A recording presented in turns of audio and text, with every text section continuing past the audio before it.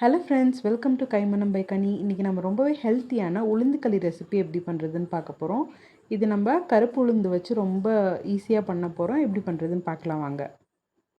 ஒரு வானல் சூடு பண்ணிவிட்டு அதில் 1 டம்ளர் அளவுக்கு உளுந்து சேர்த்து நல்லா வறுத்துக்கலாம். நான் இன்றைக்கி கருப்பு உளுந்து உடச்சது எடுத்திருக்கேன். நீங்கள் கருப்பு உளுந்து முழுசாக இருந்துச்சுன்னா அதையும் எடுத்து நீங்கள் யூஸ் பண்ணிக்கலாம். இது நல்லா ஒரு 2 to 3 மினிட்ஸ்க்கு ஒரு மீடியம் ஃப்ளேமில் வச்சு நல்லா வறுத்துக்கோங்க.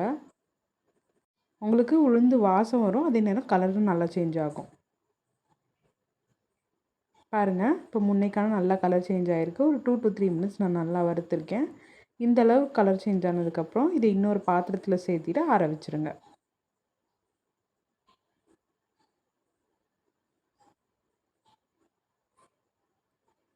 அடுத்து நம்ம பச்சரிசி சேர்க்க போகிறோம்.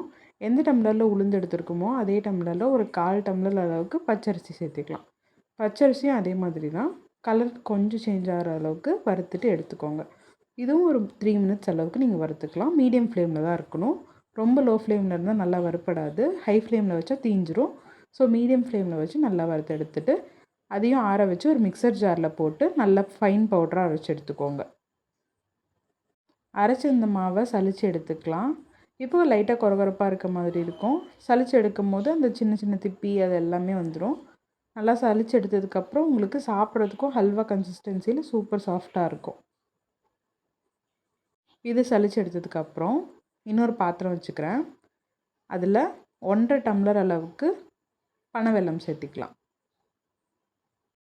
இப்போது 1.5 டம்ளர் பனவெல்லம் நான் சேர்த்திக்கிறேன். 1 டம்ளர் சேர்த்திட்டு இன்னொரு அரை டம்ளரையும் சேர்த்திட்டு 1 கிளாஸ் அளவுக்கு நம்ம எந்த அளவில் மெஷர்மெண்ட் எடுக்கிறோமோ அதே கிளாஸ் தான் நான் இந்த வீடியோ ஃபுல்லாக யூஸ் பண்ண போகிறேன். அதே டம்ளரில் வந்துட்டு 1 டம்ளர் அளவுக்கு தண்ணி சேர்த்துக்கலாம். இந்த ரெசிபிக்கு உங்களுக்கு 3 டம்ளர் தண்ணி தேவைப்படும். இது கரைக்கிறதுக்காக 1 டம்ளர் சேர்த்திக்கிறேன். களி செய்கிறதுக்கு 2 டம்ளர் யூஸ் பண்ணிக்குவேன். இது ரொம்ப பாகு கன்சிஸ்டன்சி அதெல்லாம் வர தேவையில்ல. இந்த வெல்லம் வந்துட்டு நல்லா கரைஞ்சிச்சுன்னா போதும்.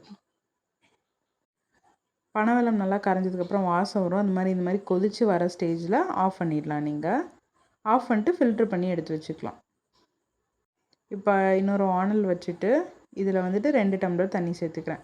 நம்ம ஃபஸ்ட்டே வெல்லம் காய்ச்சறதுக்கு 1 டம்ளர் தண்ணி சேர்த்திட்டோம். இந்த ஸ்டேஜில் 2 டம்ளர் அளவுக்கு தண்ணி சேர்த்துக்கோங்க. இந்த அளவு கரெக்டாக இருக்கும் உங்களுக்கு. சேர்த்திட்டு நம்ம சலிச்சு வச்சுருந்த மாவையும் சேர்த்திக்கலாம்.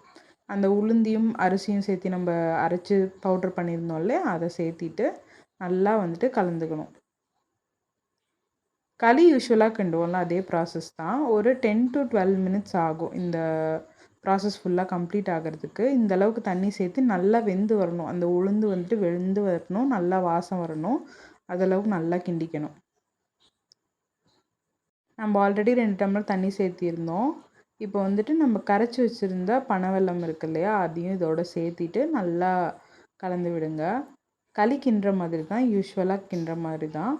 இந்த ரெசிபி வந்துட்டு ஒரு 12 to 15 மினிட்ஸில் டோட்டலாகவே உங்களுக்கு ரெடி ஆகிடும். இது வந்துட்டு நீங்கள் மீடியம் ஃப்ளேமில் தான் வச்சு பண்ணணும், ஹை ஃப்ளேமில் வச்சு பண்ணக்கூடாது.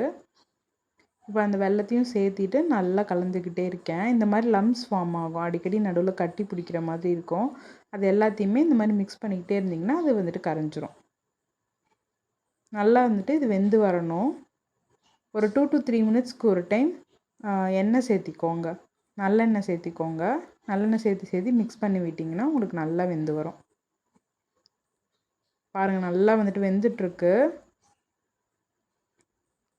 இது வாரத்தில் அட்லீஸ்ட் 1 டைம் சாப்பிட்டா கூட உங்களுக்கு வந்துட்டு உடம்புக்கு ரொம்ப நல்லது. முக்கியமாக பெண்களுக்கு ரொம்ப நல்லது.